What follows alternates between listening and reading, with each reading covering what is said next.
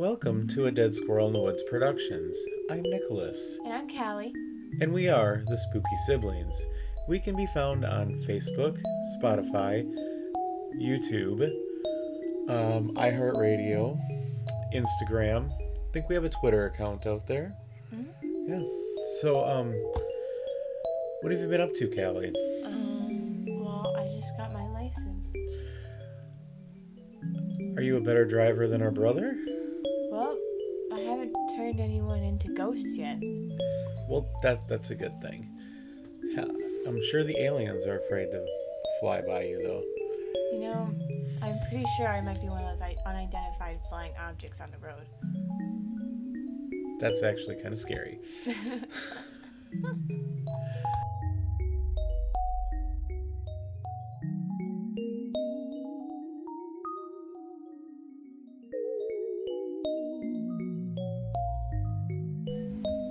Now, the cases that we got come from a book called Lake Michigan Triangle American Legends. The first one I want to discuss happens at O'Hare Airport.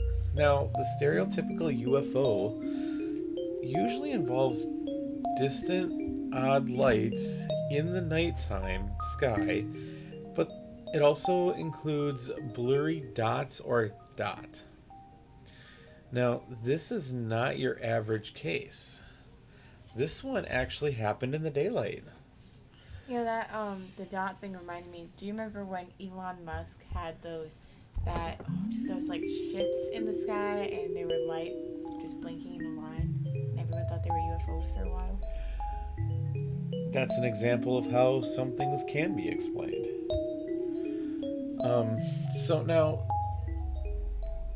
this happened on November 7th, 2006,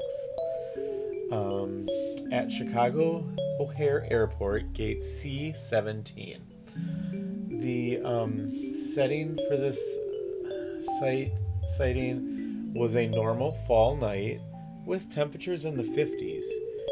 Now, I've lived in the Midwest my whole life almost, except for my military time. And I know you've lived in the Midwest your whole life. 50s isn't very normal. It's been like the 30s lately. Oh, recently it got down to And I mean, 20. like spring, fall, and winter are all one season, aren't they? So,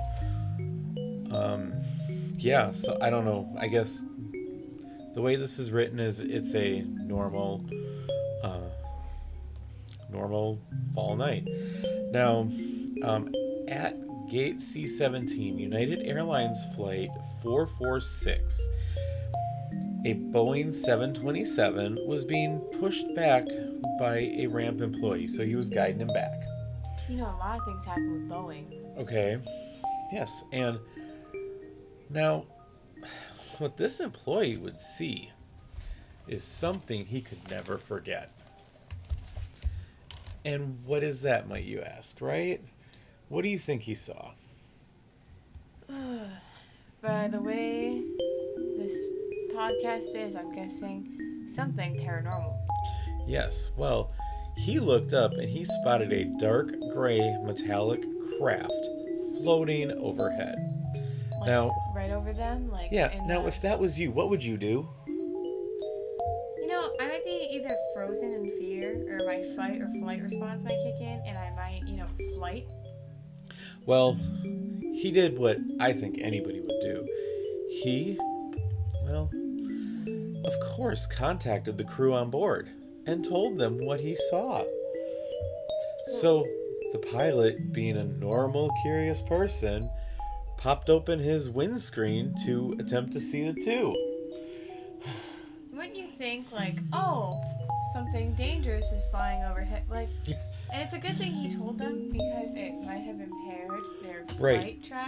So for safety, that was a good thing. Now, then, after all this, a mechanic taxiing a plane would see it, and I mean, I can't imagine that this would be a normal sight for them. It caused him to stop in his tracks, probably, in amazement. Does it say if it made any noise or anything? Like an engine or... Because in well, previous stories, we have heard that it's quiet and almost like a slight, like a buzzing sound. So,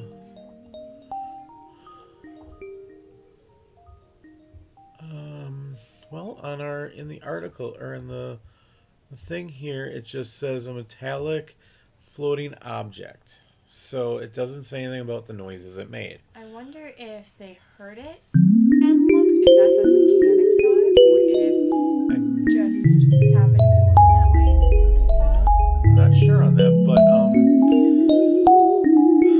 all the witnesses agreed that it was dark gray, and it says completely silent, like nothing they have ever seen before. So that is consistent with other stories. We Yes, say that it's is. almost silent. It's just like a.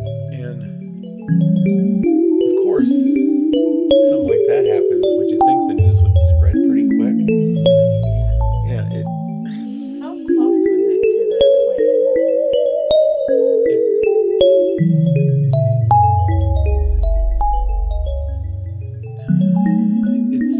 it doesn't really. I didn't see that part, but it was ranged to be 6 feet to 24 feet in diameter.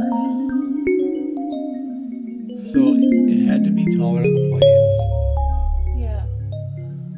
And it was clearly silhouetted below the cloud base, which was reported to be 1,900 feet that afternoon. So It's under the clouds, which is planes are typically above the clouds. And it remained there for about 5 minutes, and it actually gathered a small group seeing it.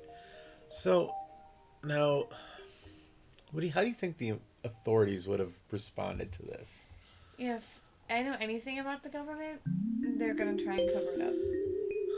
And you're correct on this. So, despite the fact of the large amount of witnesses and the potential danger this causes, because that plane was backing up, and other planes are trying to take off, probably, right? Well, they treated this as a joke. They tried to explain it as non-UFO or UAP.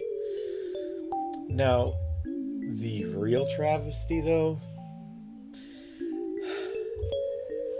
who wants to fly millions of light years to O'Hare and find that your gate is occupied? Now, that is unacceptable. That's very rude of them Yeah. to have not opened the gate for them. How did they not know? How did they not know? You know, I do wonder, with the whole government thing and not identifying it, if they wanted to just be like, oh, like it wasn't a UFO, then identify it. That's the whole definition. It's unidentified flying object. If you're saying that it's, oh no, like we know what it is, okay, then identify it. Like tell the public. That's why it's called an unidentified flying object. But, I mean, I would be upset if I flew that far and I didn't have anywhere to go. I would have left too.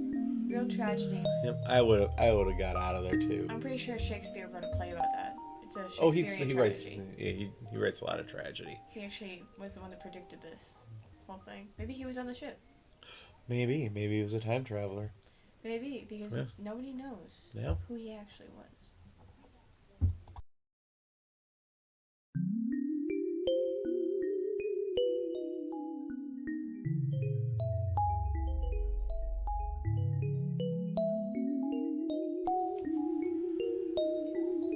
So, Callie, what is your favorite breakfast? You know, I typically don't eat breakfast, but if I had to, I'm gonna say an egg, ham, and cheese sandwich. Okay. These are really good. How about pancakes? I'm not a pancake kind of, I'm more of a waffle kind of gal. Okay, well, what about UFO pancakes? Are they good? Are they delicious? Well, let's find out. Well, this next one talks about pancakes. Yeah, I'm just saying you should never take candy from strangers. So I think that applies to pancakes as well. So, we got a interesting one here with the pancakes. What if you early in the morning you wake up, you hear a noise in your backyard, and you go out and hypothetical. This probably would never happen, right? Okay, never happened. But you look up and you see a shiny silver saucer-like object floating above your yard. You know, this is all hypothetical, of course. I think I'd scream and cry in my house. Okay. And try to go back to bed because I think I'm in a dream. Okay. I'd probably pinch myself first to make sure I'm awake. Yeah. Now, this is actually the case for our subject of this tale. Now, not all UFO sightings are the same. Now, you have your group ones like we just had with the O'Hare one, right? And you have your individual ones. Well, Joe Simonton, a 60-year-old man, he was a chicken farmer and a part-time plumber. Well, he also was a respected member of the community, so he had a good reputation. He even dressed up as Santa Claus at the Chamber of Commerce festivities. So you're saying he's a trustworthy guy? Yes. Now, when he heard this, he was pretty sure it wasn't reindeer. Okay. Well, that hypothetical situation I gave you, he walked out there into his backyard when he heard a noise, and it was in the morning. He ended up encountering a shiny silver saucer-like object, which he estimated to be 12 feet in height and 36 feet in diameter. So I'm guessing this is no longer hypothetical? Yeah, I think I'd pay money to watch the look on his face. Yeah, just to see him in like pure awe. So, as he stood there and he watched, the hatch popped open. Oh, that's even scary. Why would he run? Okay. So now, 3 short humanoids dressed in form-fitting black and blue spacesuits came out. Spacesuits? Yeah, and they were wearing some sort of helmet, so he could not see their faces. All he could see was they had dark skin and dark eyes. That's his definition. Now, one of the aliens held out a silver jug. Now,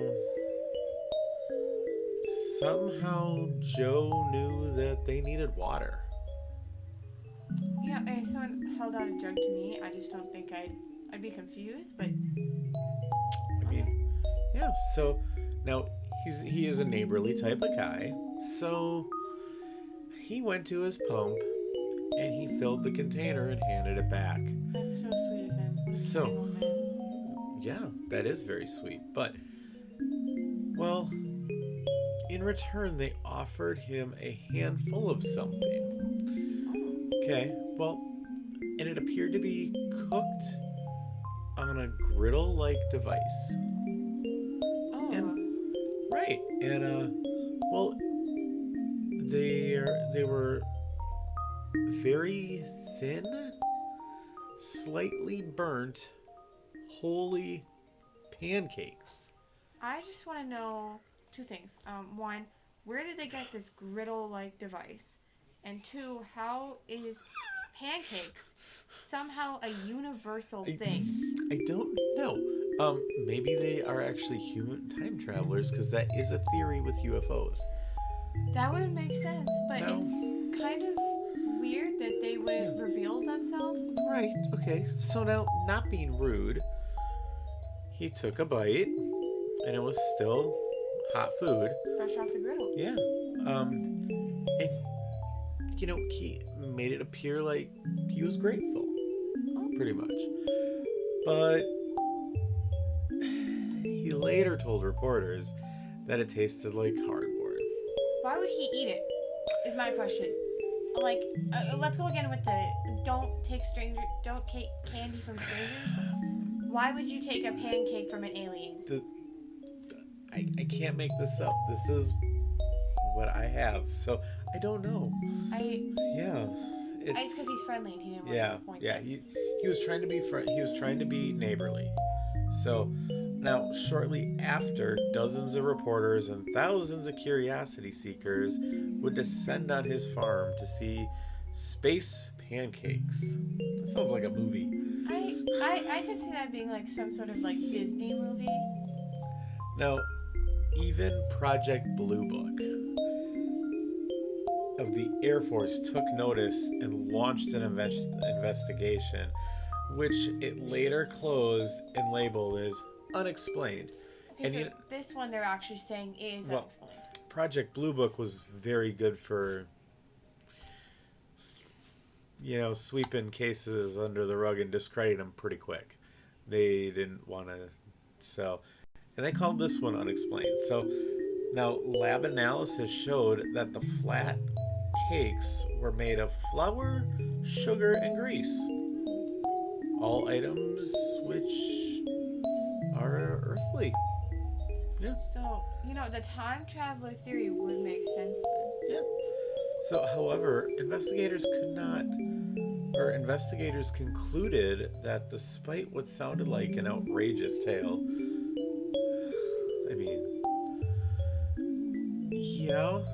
but, honestly, Joe believed it happened. So, are you going to tell him he's wrong? Well, the thing is, he's a respectable, trustworthy guy in the community. Like, a lot of people know him. Yeah. So why would he lie about something like this? To disprove all of that? Yeah. And actually, he was embarrassed and upset that he wasn't taken seriously. Anyone would be. Yeah. If it happened again, he said, I don't think I would tell anybody about it. It's a good thing he wasn't abducted because he didn't have insurance. Yeah. And Joe wasn't completely alone in his visions that day. Some of the neighbors reported seeing the strange craft earlier reporting the Simonton farm. So,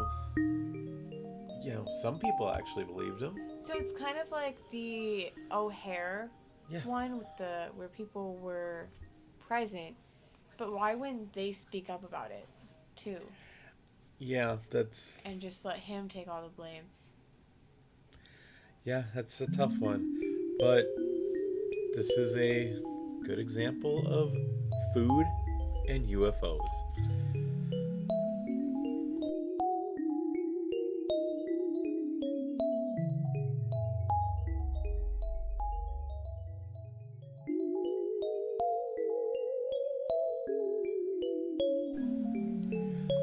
So, on a lighter note, are you covered?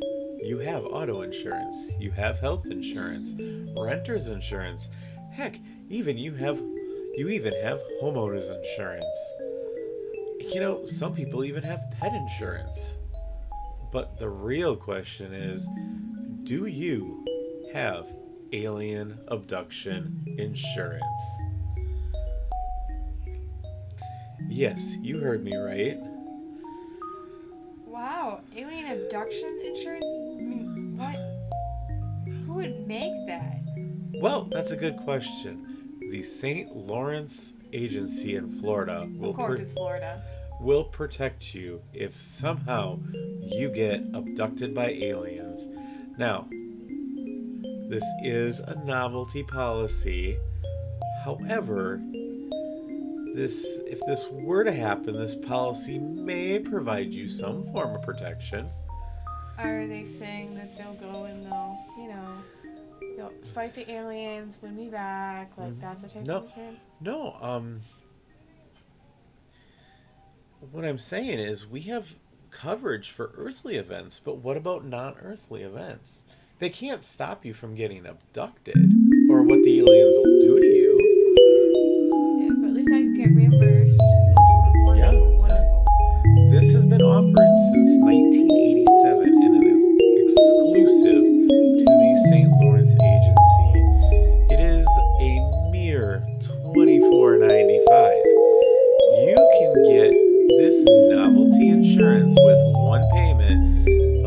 $24.95. You will get a certificate you can print up as proof. I like how you have to print it up yourself. They don't give you one. There is an option to get a framed one for $29.95. That's the one I want. I will pay extra money for the frame. So, if you are looking for a fun gift for your family member, this might just be something you're looking for. Well, Nicholas, I know what your birthday gift is. It could also be a fun thing to get for yourself if you're inclined to do so. Now, just to be clear, this is not real insurance. This is a novelty item. Will I get reimbursed? If I can prove it? Well, interestingly, one of the criteria is if you do get abducted, first of all, you have to be returned, and you have to describe the vessel that picked you up, give a detailed description of what happened to you, and, well, they need proof of this. So they want you to get the signature of the alien that abducted you. So, if you have your form and a pen with you, you could kindly ask Mr. Alien to sign it for you. So you're saying I have to walk up to an alien, to the alien that abducted me, they're about to drop me back off. Or maybe they're performing something on me, like testing me. And I'm like, can you sign this form and then please drop me off back home? My mommy's waiting for me, actually. I'm sure they would actually be willing to do that for you. I'm sure the aliens are nice what people. Kidnappers do. Yes, they do. Yeah. They sign your permission slip. And they might actually get you sign your excuse to not be in school too. How kind of them. Yeah. I mean, yeah. So if you don't think you're fully covered, there is alien abduction insurance.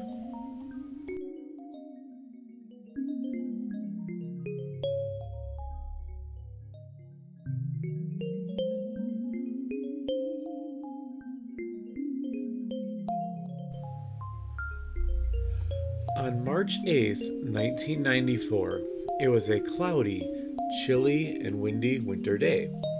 With the arrival of spring, something that was being looked forward to. Sounds kind of like what we're looking forward to here. It's mid-April or early April, and it's still freezing. Seems like winter takes forever to leave. And here in Wisconsin, that is very true. And we've even gotten snow in April. In Wisconsin, the weather is very, very bipolar. I think Mother Nature is sometimes drunk. I think it just likes to mess with our feelings. Because one week you could be wearing shorts, and the next day you're bundled up back in your winter jacket. You're telling me I get a haircut and take most of it off and thinking, oh, it's going to warm up, and now my head's cold.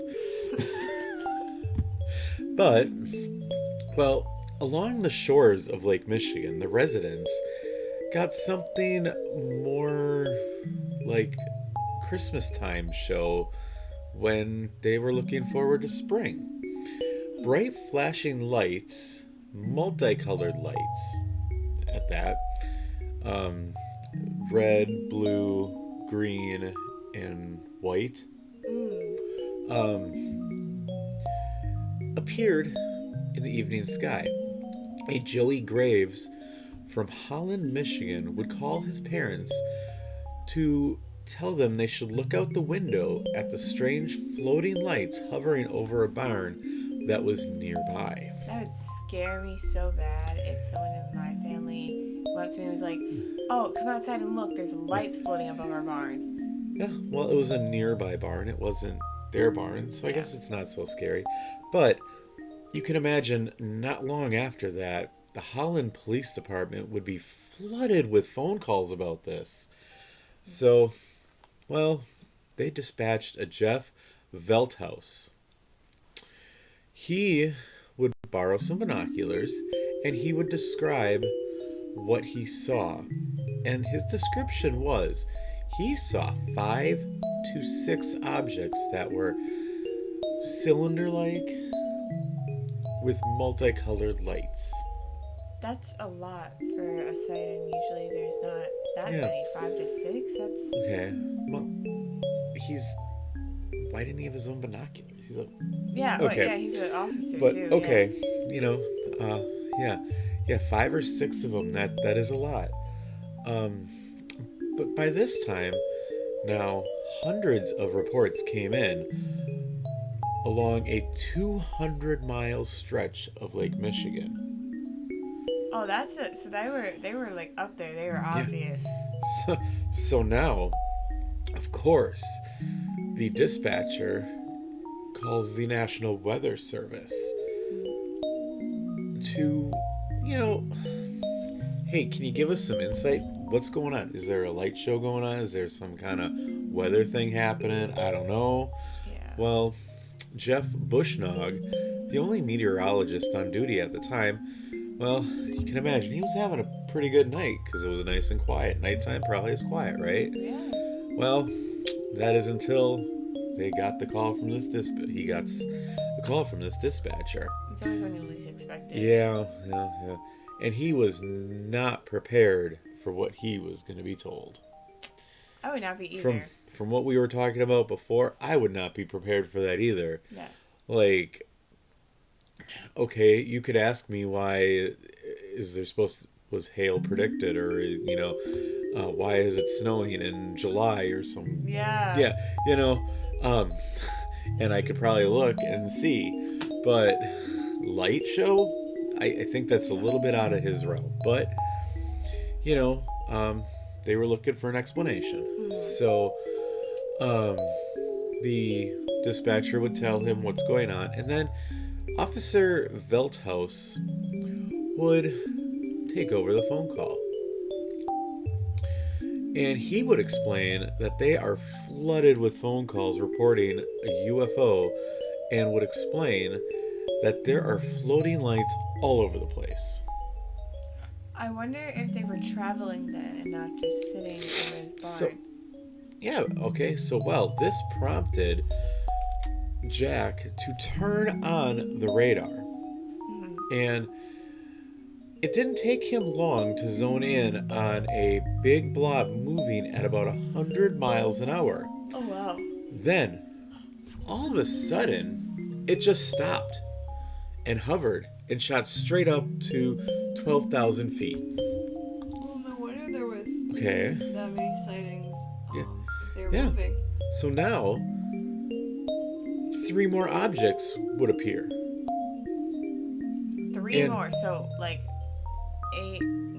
So that would be 4. So at 8 to any 9 point, total. at any point, he would see on the radar 3 to 4 objects. Yeah, oh, that's crazy. And they would all be between 5,000 and 12,000 feet. So varying range. Wow, that's a lot for. Yeah. I'm still stuck on that. So, I mean, what would you do next? I mean, this is a weather radar and he sees the blob. So he's like, okay, how about I contact the airport? Mm-hmm. Let's confirm this, right? Yeah, I don't think an airplane can just shoot up Yeah. 12,000 feet at random. Yeah. So, and the air traffic controller at the county airport said that there were 3 unknown aircrafts with no transponder codes. So this would make them unidentified. Okay. Now, the travesty in this is we're probably never going to know what it was. And, I mean, we can't recreate it. Nobody can recreate what happened. So the fact is, it's probably not going to be figured out anyways. But not long after that, the National Weather Service kind of backed away from this incident. Yeah, that's kind of weird because that potentially put people's lives at risk if there's an aircraft in the way. So why would they back away from it if there wasn't something they were hiding? Exactly. And, well, Wouldn't you know it, the Jack was instructed not to speak to the media about this. Huh, I So wonder why. that's another eyewitness. So, So he must have saw something compared to the others. yep. So, and yeah, so we'll never know.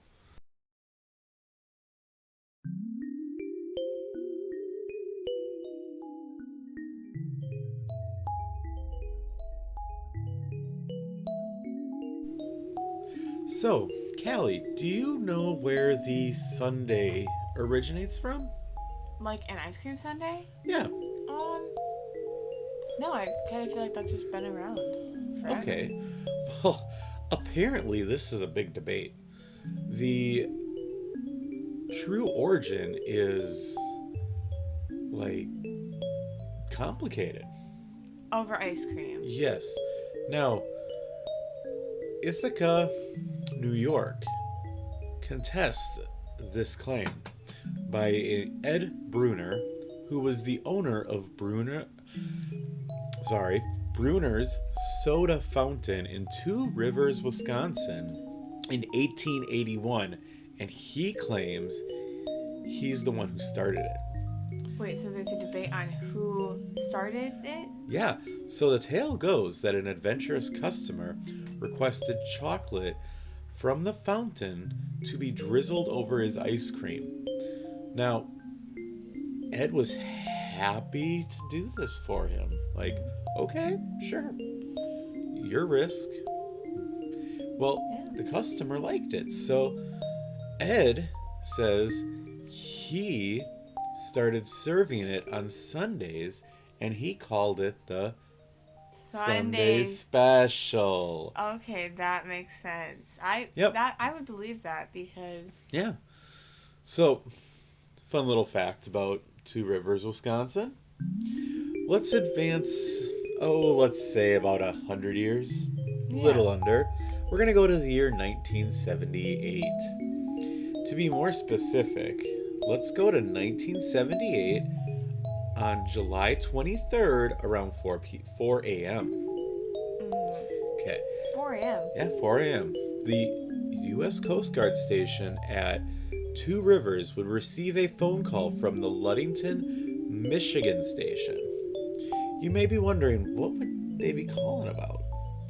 Yeah, probably someone headed their way, something, They probably need to pick us on Sundays. Or maybe they wanted a famous Two Rivers Sunday, maybe a Bruner's Sunday. I would do that too. I understand. Yeah. So now they were told to be on the lookout for a cigar-shaped flying object that was moving across Lake Michigan, heading their direction and they described it as having flashing lights, red, white, orange, and green. They always had the flashing lights. They always have to make sure you know they're there. Yeah, the speed it was estimated was 1,200 miles per hour. Oh my gosh. I think that might just be a little too fast. Yeah. Now, shortly after, the Two Rivers station did see the craft, and they called the Sturgeon Bay station to warn them as well, as if they wouldn't see it. I mean, well, a married couple also reported seeing the craft with the white and colorful lights near Rocky Gap County Park, and then it suddenly disappeared in a burst of light. So I'm assuming it just went away. Like there's fast. A bright light and it was gone. So fly it was so fast that it was a bright light. Okay. Yeah. The frequency of the sightings in the area, this is reported that it's a good possibility that there were multiple crafts. Again with the multiple crafts. Yes, and then there were even there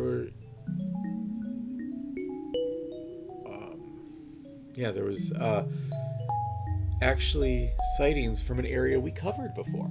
Oh. Do you remember the Apostle Islands? Oh, you bet I do. All the way up north up to the Apostle Islands. There were sightings of this that day. Well, if you're traveling 1,200 miles an hour, you can get somewhere pretty quick. Yeah.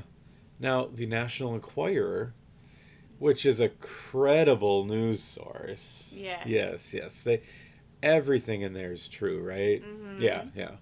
So they requested images that were captured during this. And the first request, they were told that they were lost in the mail. Oh, wow. Now, the story would change on their second request. The second time, one of the crewmen sold the images to the Enquirer. So now we have the images. Yes. So, were they actually the images? Were they not? You know, you decide. That's kind of weird.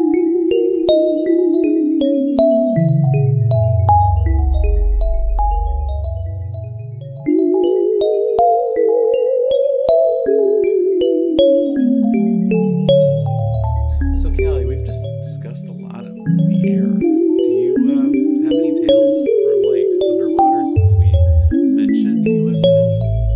Well, now that you bring up USOs, there is something in Lake Michigan. Really, Lake Michigan? I thought you would have said Lake Superior. Although it is a superior lake, it's not very mysterious as Lake Michigan. Okay. So in Lake Michigan, there is a formation of 5 large limestone blocks, each 6 feet apart. What? Limestone blocks. Mm. Okay. And they're not like these little. Sorry about that. For some reason, with technology, it just comes on through when it wants. It's actually the government calling to tell us to stop talking about this. I think so. Maybe that's the government watching us. Yeah. Maybe yeah. But these are actually very highly argued and debated because they were first found in the 90s and they were believed to be created in the year 1000 and 15,000 BC. And it's not even a hedge, it's a V-shaped structure. So it's not like the Stonehenge across the pond. No, it's very. Yeah. Which, okay, are they like the shape of a head or something, or No, they're just okay? They're just like pillars almost, Oh, but with a V. They're V-shaped at the top. okay. And they originally had thought to be made by nature because they're so old. Maybe like erosion got to them. They got to Okay. this point. But now they're believed to be man-made, and there's a possibility that it was a prehistoric Native American ceremonial site. And there's other theories as to how it got there by maybe a glacial deposit, Okay. or by maybe they were hunting blinds. And some even believe that they're fossils because on one of the stones there is a animal pictured on there, and it's a very detailed animal. You can see the head, the body, and you can identify it. Okay, so kind of, because I did a bonus episode on the Rock Lake where there's pyramids under the lake. Yeah, So these are kind of structures under a lake. yeah, and they're in a circle that's exactly 30 feet in diameter. So they are it's very man-made. It's not Okay. something that nature could do, especially with how they're set up, everything. It's just very weird. Oh, well, that is actually quite interesting. And you can still go see it because it's a popular tourist attraction listed as a National Historic Landmark. Wow. Well, if I was brave enough to go diving, I probably would go see it. But that's probably not happening.